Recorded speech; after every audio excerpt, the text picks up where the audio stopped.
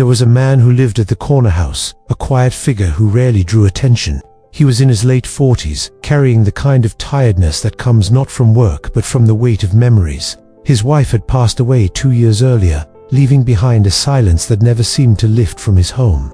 The rooms were still filled with her presence, yet unbearably empty at the same time.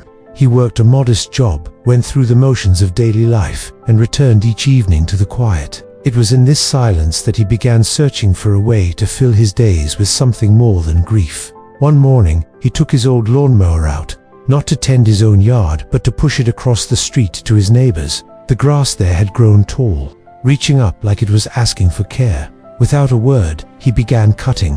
When the neighbor peeked outside, surprised, he only smiled and waved it off as nothing. He finished, packed up his mower, and went back home without asking for thanks or acknowledgement. What started as a single moment became a routine.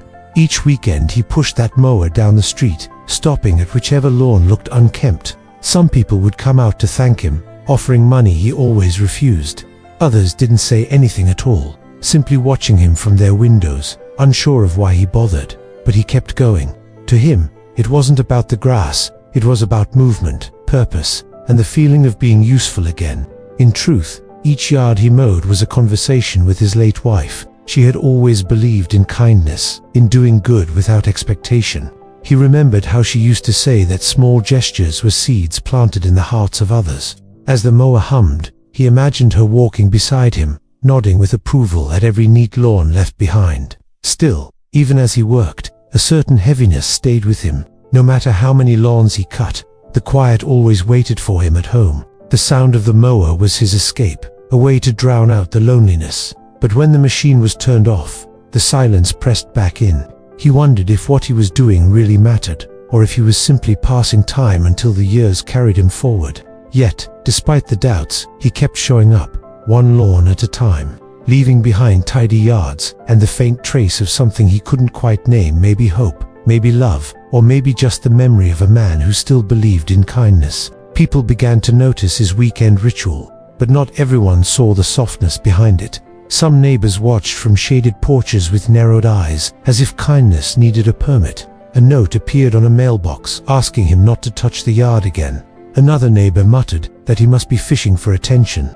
There were days when he paused at the curb, hands on the mower handle, and I could almost feel the weight of every sideways glance resting on his shoulders like damp coats that never dried. He never argued. He simply chose another lawn and let the engine speak for him. The misunderstanding spread the way crabgrass does, quick and low, until you realize the roots have already taken hold. A few grateful families left bottled water on steps, but the louder echo was suspicion. He kept moving through it with a small, steady dignity. The grass fell in neat lines. The air smelled of cut green and gasoline. In that scent he seemed to find a memory worth following, like a trail that led him back to gentler years. Down the block lived a young mother who was learning to measure her days by buses and shifts, and a boy's homework spread across a kitchen table. Her lawn had given up trying, mottled with tall patches that made the house look tired. One hot afternoon he turned onto her walkway and set to work. She came out holding a laundry basket, surprised at the hum in her yard, hair pulled back, eyes rimmed with the kind of fatigue that steals color from her face. She tried to offer money. He shook his head with a small smile and kept the lines straight. The next Saturday, there was a pitcher of lemonade on her porch and a folded note that did not ask him to stop or explain himself. Inside, a few careful words about tight weeks, a son with spring allergies, gratitude that felt like a hand offered across a narrow bridge. He stood there long enough for the ice to sigh in the heat, then poured a cup and went back to the mower. She stepped out later with 2 paper cups and said she did not have much to give, but she could bring lunch when she could. He answered by trimming the edges along her cracked walkway with the patience of a tailor. Something shifted after that, not in the whole street, not yet, but in the space between 2 houses where suspicion had been loud. The mower's path began to include her yard, as if it had always been on his map. She waved when the bus dropped her off. The boy began to play on the porch steps without sneezing. The world did not change, but a corner of it softened. And for a man who lived with an empty chair at his table, that small softness held the shape of purpose. The weeks turned into months, and the sound of his mower became as familiar to the block as the call of birds at dawn. Slowly, the sharp looks dulled, replaced by nods, waves, and small gestures that seemed to say perhaps we judged too quickly. A neighbor left a basket of vegetables on his porch. Another placed a thank you card tucked inside his mailbox. Even the one who once left a note to stop now greeted him with a hesitant smile. The man never asked for any of it. He only pushed the mower forward, row by row, as though each blade of grass cut away another sliver of loneliness. One evening, the young mother he had helped knocked on his door. She carried a pie, baked unevenly but with care. Her son stood beside her, fidgeting with the hem of his shirt.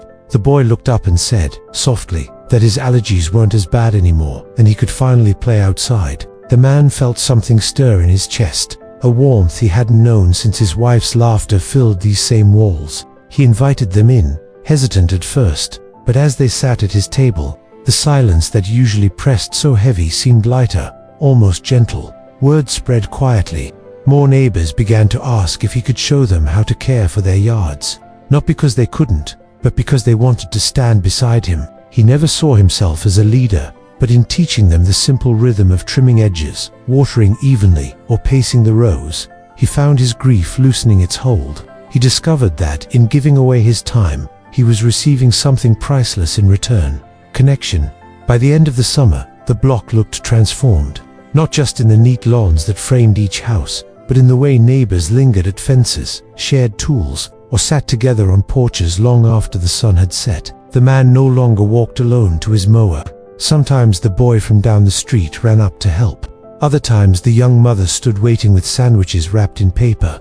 He still returned each night to the home where her memory lived in every corner. Yet now, the silence no longer felt like an enemy. It felt like a quiet companion, softened by laughter that drifted in from next door, by footsteps that sometimes approached his gate, by the knowledge that he mattered again. His wife had always said small acts were seeds. He finally understood. His grief had not disappeared, but it had grown into something new, something that carried him forward with hope.